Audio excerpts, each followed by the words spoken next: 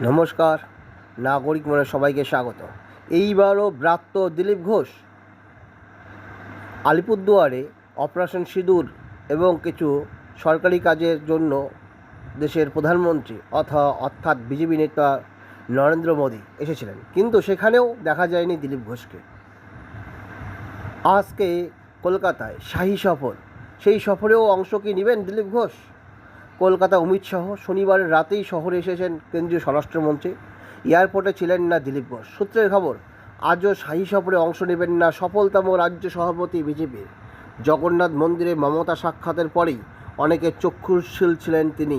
তার মধ্যেই সুকান্ত মজুমদার জানিয়েছিলেন, দিলীপ ঘোষকে নিয়ে সর্বভারতীয় নেতারা সিদ্ধান্ত নেবেন, আপনারা পরে জানতে পারবেন। তবে কি শাহী সফরেই বহিষ্কার হবেন দিলীপ ঘোষ? এমনই প্রশ্ন বিভিন্ন মহলে। এখন দেখা যাক রাজনৈতিক জল কোন দিকে গড়ায়। ধন্যবাদ।